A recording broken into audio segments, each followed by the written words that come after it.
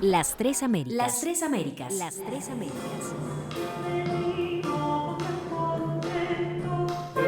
5 siglos de desarrollo musical en Hispanoamérica, Latinoamérica y el Caribe.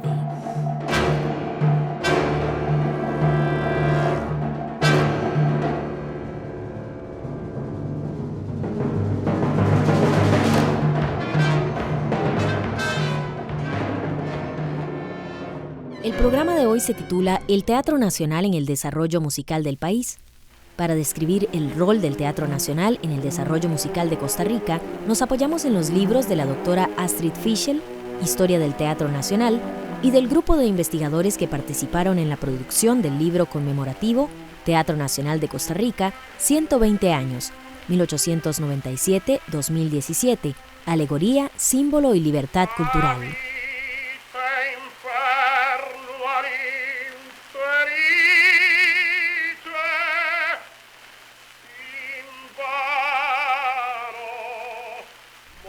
Para iniciar el programa nos gustaría mencionar algunos extractos del artículo que apareció el 23 de mayo de 1889 en La República, cuya descripción aparece en el libro de Astrid Fischel.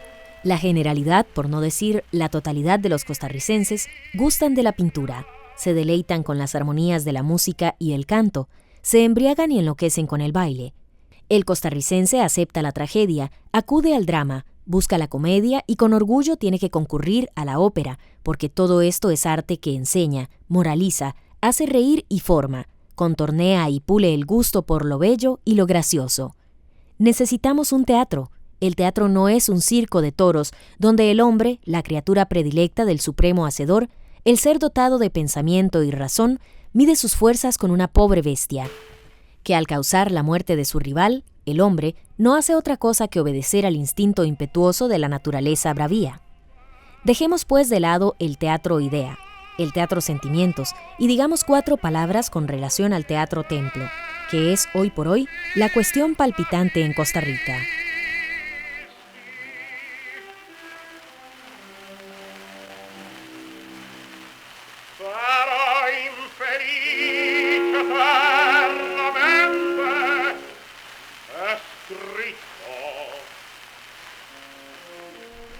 Un año más tarde, 1 de mayo del año 1890, en El Anunciador costarricense, aparece el siguiente artículo. El terremoto de 1888 dejó totalmente arruinado nuestro destruido teatro municipal. Después de haber prestado al país servicios por más de 30 años, y hoy nuestra sociedad y la república entera carecen de ese templo de moralidad y de enseñanza, a donde acuden todas las clases sociales sin distinción, a presenciar cuadros de la vida real que morigen los ímpetus de sus pasiones y templen sus costumbres. Y verdaderamente para Costa Rica, una sociedad culta que tiene un distinguido puesto en el concierto de las naciones, es una vergüenza que San José, su capital con unos 200,000 habitantes, no tenga un teatro, aunque pequeño.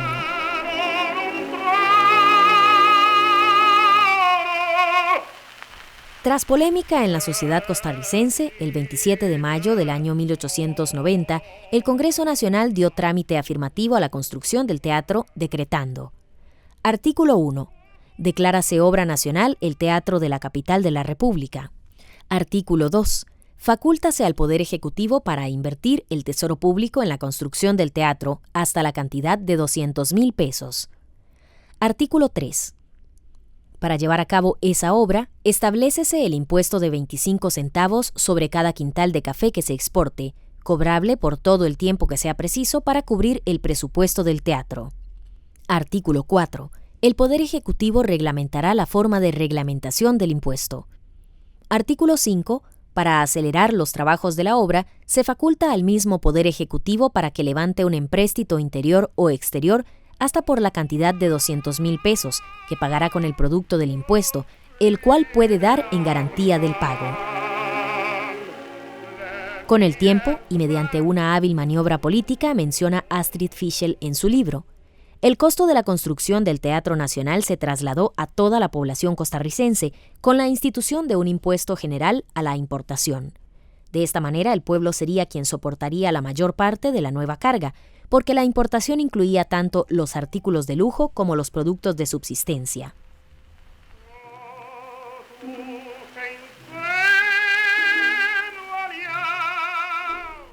Es interesante que en el momento de la construcción del Teatro Nacional se presentan algunos problemas de acústica y la colocación de la orquesta. Astrid Fischel nos cuenta que se decía que la orquesta estaba colocada como se usaba en los teatros antiguos, delante de las primeras filas y no debajo del proscenio. Se señalaban problemas de acústica, en particular debido a que la bóveda del escenario era más alta que la de la sala de espectáculos, lo cual hacía que la corriente de aire se estableciera del salón al escenario y no a la inversa, como debería ser, lo cual afectaba sin lugar a dudas el sonido.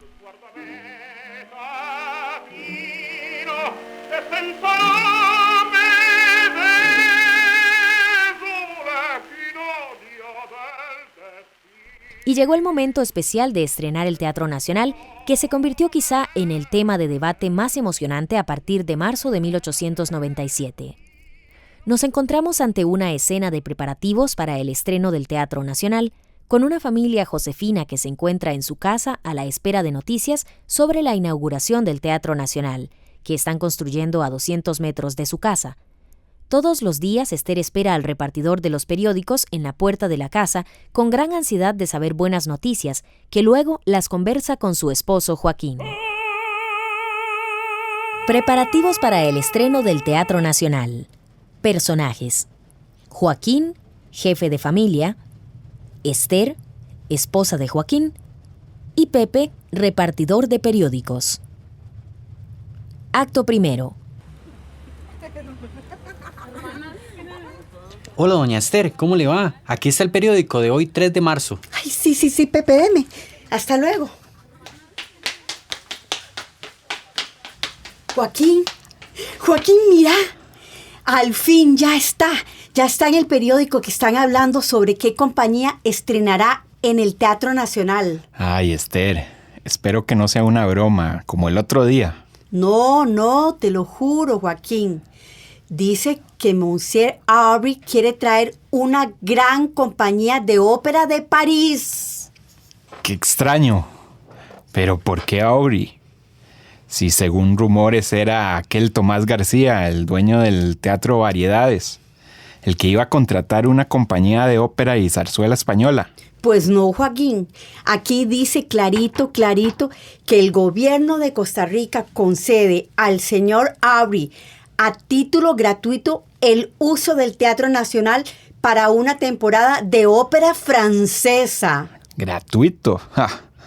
Pero ¿cómo gratuito si todos nosotros pagamos para que se construya ese teatro?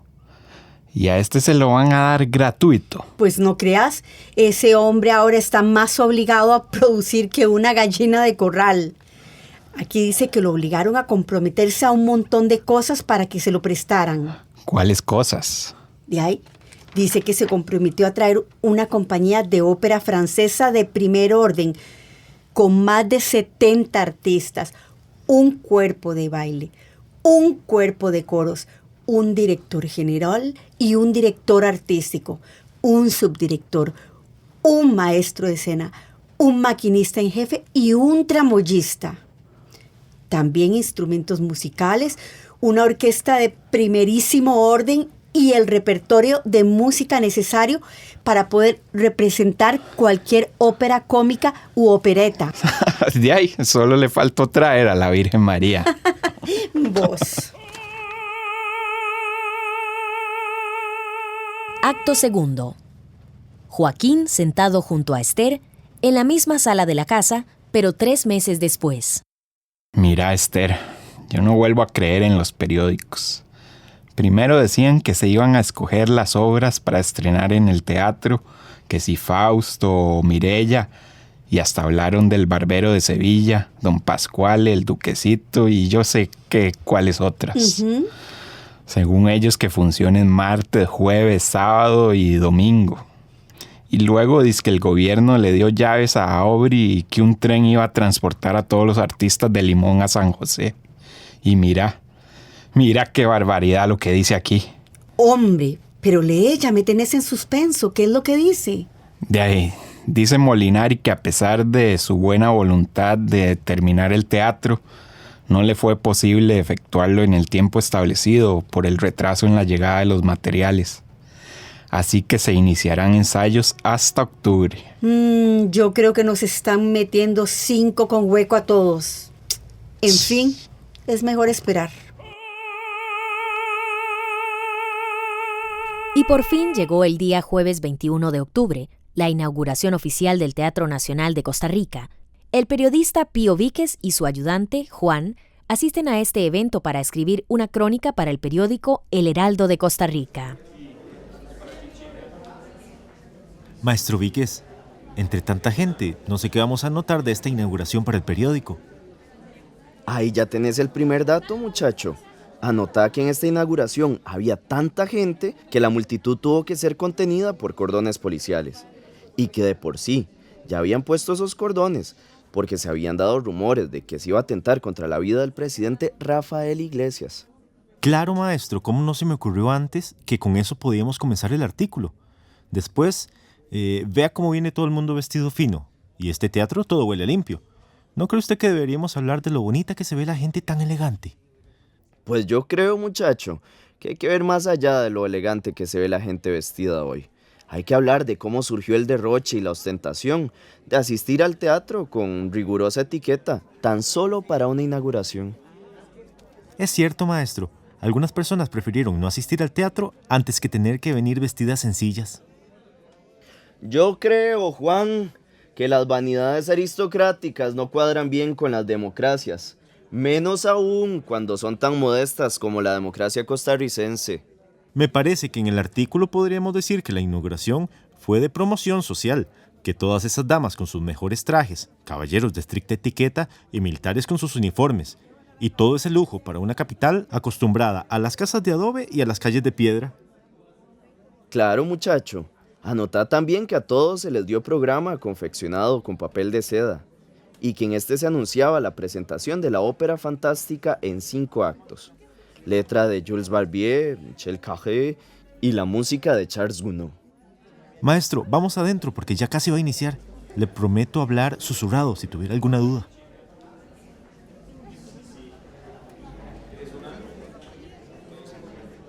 Muchacho, aquí hay detalles esenciales que tenés que anotar. Mira, por ejemplo, no puede faltarnos decir que cuando ingresó el presidente, la gente se asombró, que fue un acto de gran solemnidad y que cuando se abrió el telón, cantaron el himno nacional. Además, que los alumnos del Liceo de Costa Rica ayudaron a cantarlo.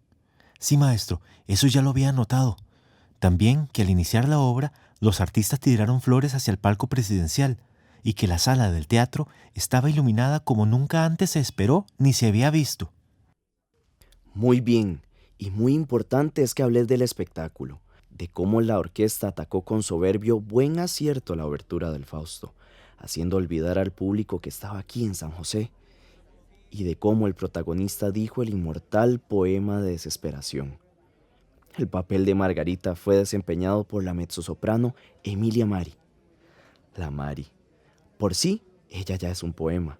En ella se unía una voz de timbre y fuerza suprema, una escuela escénica irreprochable, un talento de verdadera artista, con su belleza física fulgurante. Sí, maestro, también mencionaré que como el cantante se enfermó, el tenor lírico haría del Fausto, pero que la gente temía, porque ese cantante había fallado un tono al final del segundo acto y lo habían silbado. Bueno, muchacho, por ahora me voy, que mañana todo el pueblo espera oír lo que aquí aconteció.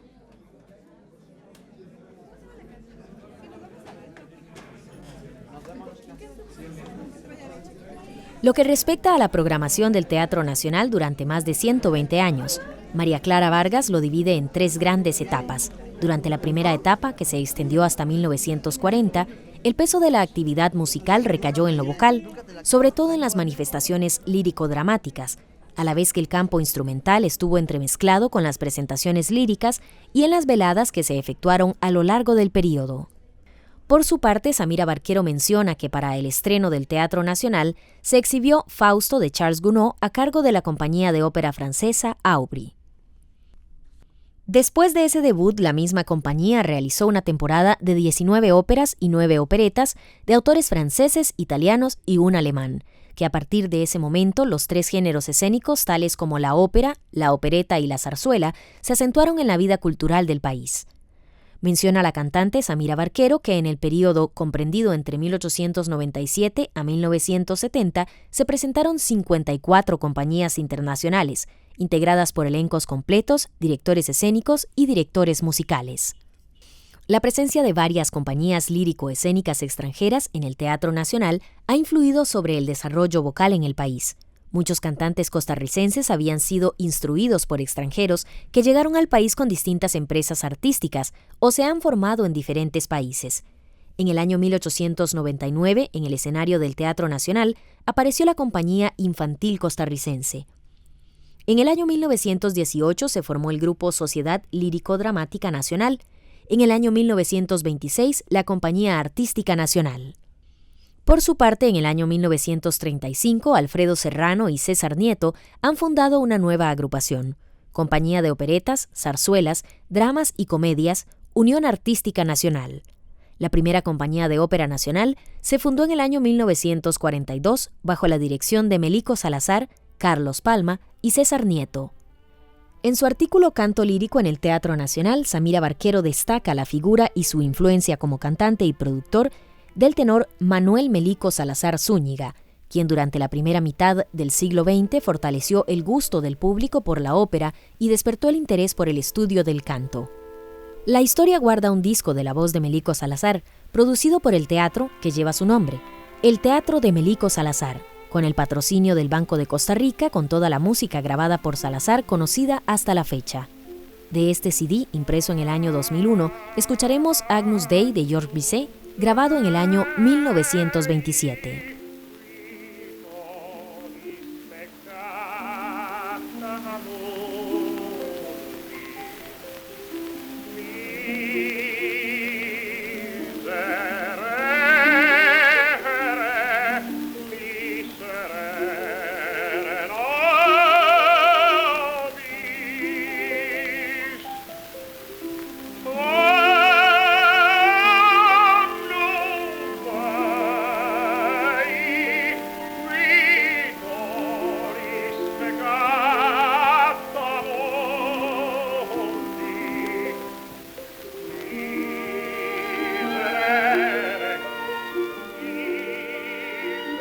A la par de la Compañía Nacional de Ópera, creada por Melico Salazar y César Nieto, ha surgido en la misma década de los 40 la Ópera Nacional de Costa Rica, bajo la dirección de Lolita Casteñaro.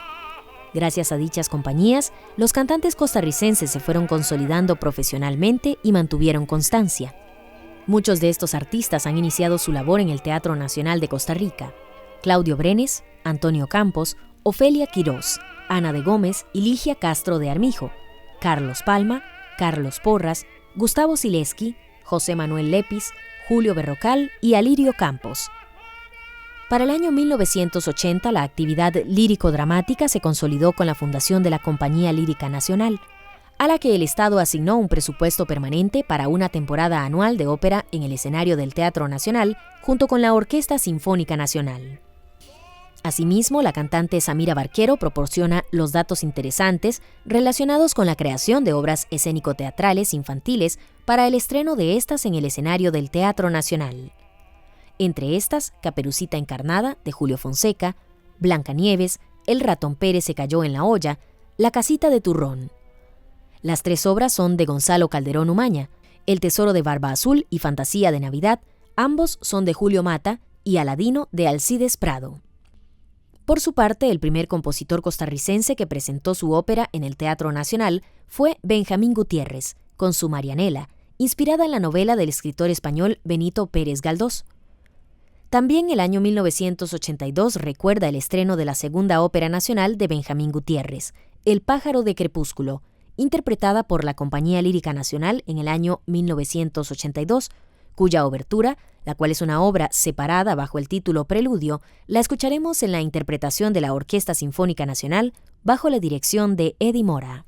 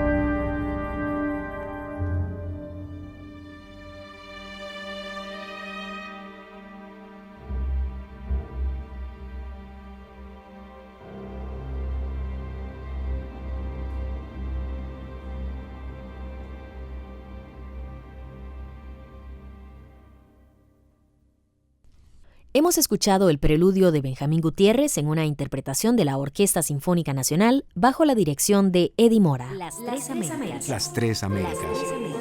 Las Tres Américas. 5 siglos de desarrollo musical en Hispanoamérica, Latinoamérica y el Caribe. Volviendo a la división por etapas, en cuanto a la presentación de la programación en el Teatro Nacional, incluido en su artículo Escenario de la profesionalización instrumental en Costa Rica, la segunda etapa, a partir del año 1940 hasta la década de los 70, está relacionada con la aparición de las nuevas instituciones musicales en el país, tales como la Orquesta Sinfónica Nacional y el Conservatorio Nacional de Música, abro comillas. Al contar con la anhelada orquesta, los conciertos sinfónicos iban a predominar sobre los de música de cámara. En cuanto al Conservatorio Nacional de Música, este definió desde el principio de su fundación que uno de los ejes prioritarios sería la extensión cultural, por lo que organizó conciertos, recitales y veladas en el Teatro Nacional. La tercera etapa, que inicia en el año 1970, incrementó la ejecución de música instrumental en el Teatro Nacional, de manera considerable y diversificada. María Clara Vargas la visibiliza en un patrón particular. En una primera fase imperó la música orquestal. Poco más de una década después, a ella se sumó la música de cámara. 15 años más tarde, surgió un intenso movimiento de recitales pianísticos. Lo mencionado se relaciona con la aparición del Ministerio de Cultura, Juventud y Deportes, donde la Orquesta Sinfónica Nacional pasó a formar parte de este y su nuevo proyecto educativo musical, la fundación de la Orquesta Sinfónica Juvenil. Asimismo, la aportación sustantiva de nuevos profesionales becados por los países extranjeros que en esta etapa se incorporan a la vida artística de Costa Rica, formando las filas de músicos de la Orquesta Sinfónica Nacional y de docentes de la Escuela de Artes Musicales de la Universidad de Costa Rica y la Universidad Nacional. Además, se organizan asociaciones tales como la Asociación Guitarrística en el año 1982 y la Asociación Una Hora de Música en el año 1984, quienes, a su vez, se transforman en el Festival Internacional de Música, conocido como el Festival de Música Credomatic y el Festival Internacional de Guitarra, respectivamente. Según María Clara Vargas, la primera década del siglo XXI fue de una intensa actividad por parte de los grupos instrumentales, quienes a su vez propusieron nuevos festivales, tales como el Festival Internacional de Trombones, el Festival Internacional de Flautas y el Festival Internacional de Música Antigua, cuya sede fue el teatro. Y para concluir el programa escucharemos a María Clara Vargas, quien nos complementa sobre el quehacer del Teatro Nacional en cuanto a la música en nuestros tiempos. La segunda década del siglo XXI, la actual, es testigo de cambios importantes en el Teatro Nacional que inciden en su programación. Definición de una cantidad importante de legislación nacional e institucional relacionada con el campo de la cultura, apertura de convocatorias con figuras novedosas como la coproducción de espectáculos que regulan y democratizan la participación de los solistas y grupos en la programación del teatro, creación de proyectos tendientes a buscar públicos más amplios, entre ellos concierto al mediodía y aperitivos musicales, entre otros. Todo ello indica que una nueva etapa se está gestando en la institución. Se requiere, sin embargo, un lapso de tiempo para vislumbrar los alcances que tendrán estos acontecimientos en la práctica musical instrumental costarricense. Para el programa de hoy, el Teatro Nacional en el desarrollo musical del país, nos hemos apoyado en los libros de la doctora Astrid Fischel, Historia del Teatro Nacional, y del grupo de investigadores quienes participaron en la producción del libro conmemorativo, Teatro Nacional de Costa Rica, 120 años, 1897-2017, Alegoría, Símbolo y Libertad Cultural. En la representación de las escenas teatrales han participado Kenneth Goyenaga en el papel de Pío Víquez, Paolo Marín como Don Joaquín, María Steiner como Doña Esther y Adrián Brenes en el papel de Juan, ayudante de Pío Víquez. La Vicerrectoría de Acción Social, el Instituto de Investigaciones en Arte y las radioemisoras de la Universidad de Costa Rica presentaron el proyecto Las Tres Américas. Las Tres Américas. Las Tres Américas. 5 siglos de desarrollo musical en Hispanoamérica, Latinoamérica y el Caribe. Producción: Ekaterina Chatsky.